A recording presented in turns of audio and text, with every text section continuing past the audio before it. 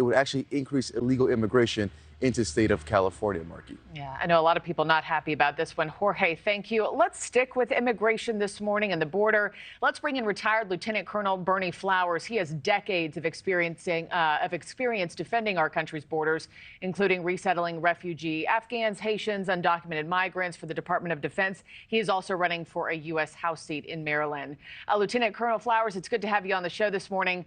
I wanted to point out right off the top, during your time with the Department of Homeland Security, I mean, you played a significant role when 18,000 Haitians entered our country near Eagle Pass, Texas, during the pandemic. Since then, the numbers have skyrocketed. I mean, what policies do we need to stop the constant flow of migrants coming into our country illegally?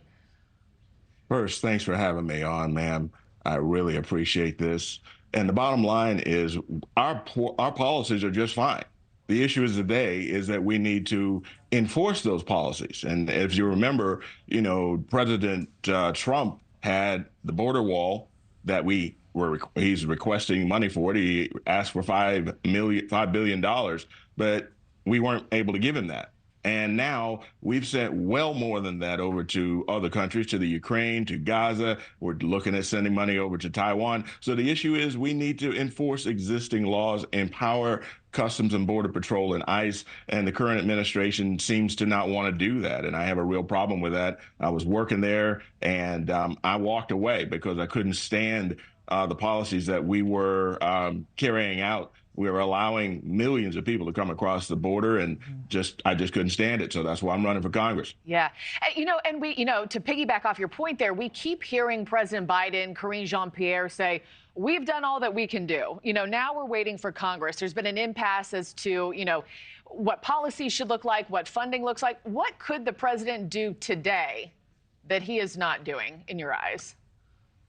He has quietly and secretly, when I was there, they were literally giving Customs and Border Patrol the green light to let people through. Now, there's a lot of wonderful people that work for Customs and Border Patrol and ICE that are confused. They're not being supported. And from my perspective, I worked for U.S. Northcom. I worked for Northcom, NORAD, and U.S. Northcom. And so I was Secretary Mayorkas's liaison to the Pentagon and U.S. Northcom. And with that said, I got to see a lot. And so the question of the day is, what can he do? He can empower Customs and Border Patrol, Northcom, the military to do its job. The military is there to protect our borders, not to go off into foreign adventures. I've done all that. I spent 20 years in the Air Force and went to those places, those hot zones. But the issue of the day is job one is protecting our borders and keeping our people safe. And for some reason, this administration doesn't seem to want to do that.